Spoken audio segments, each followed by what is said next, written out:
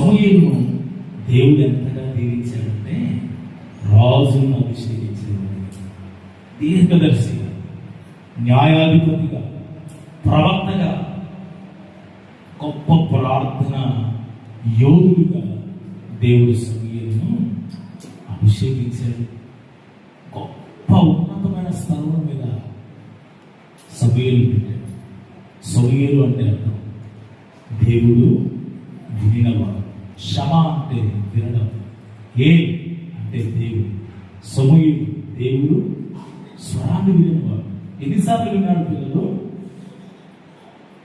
4 సార్లు దేవుడి స్వరాన్ని విన్నాడు. దేవుడు స్వరాన్ని విన్నటువంటి సమూయేలు బాల్య వయసులోనే, తన టీనేజ్లోనే దేవుడి స్వరాన్ని విన్నాడు. తర్వాత దేవుడి స్వరాన్ని అనుదినము కూడా దేవుడు ఏది చెప్తే సమూయేలు ప్రజలకు తెలియజేసేవాడు. ఎప్పుడో చెల్లి, ఎందుకు వాళ్ళు చెప్తున్నానంటే, మీరు చిన్న వయసులోనే, టీనేజ్లోనే మీరు ప్రభుతో మంచి సహవాసాన్ని కలిగి ఉన్నారు. యేసుక్రీస్తుతో మంచి సహవాసాన్ని కలిగి ఉన్నారు. సమూయేలు అయితే వాళ్ళ మమ్మీ, అన్న, వాళ్ళ డాడీ వెనక శిలోహు మందిరంలో విడిచిపెట్టిన దగ్గర నుంచి ఏది యాజకుడి దగ్గర గొప్ప పరిచయం చేశాడు. చిన్న వయసు నుంచి పరిచయం చేశాడు. అందును బట్టి దేవుడు వయసు ఎందును, జ్ఞానం ఎందును, దయ ఎందును బ్లెస్ చేసుకుంటూ వచ్చాడు. బ్లెస్ చేసుకుంటూ వచ్చి ఇశ్రాయేలు జనాంగం అంతటికి కూడా న్యాయాధిపతిగా సమూయేలు దేవుడు వాడుకున్నాడు.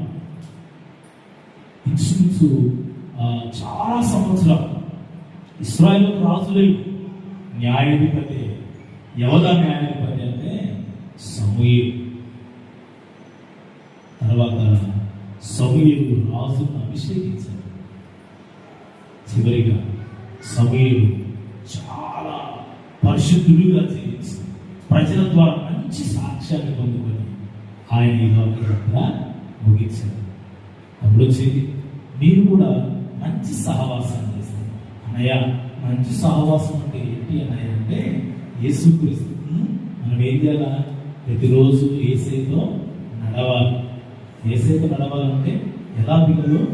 యేసయ్య మాటలు, యేసయ్య మాటలు ఇవన్నీ కూడా యేసయ్య హృదయం, యేసయ్య మాటలు, ఆయన ఆజ్ఞలు మన మేలు కొరకు, మన దీవెన కొరకు పరిశుద్ధాత్మ యొక్క ప్రేరేపణ ద్వారా రాయించిపెట్టినటువంటి మాటలు.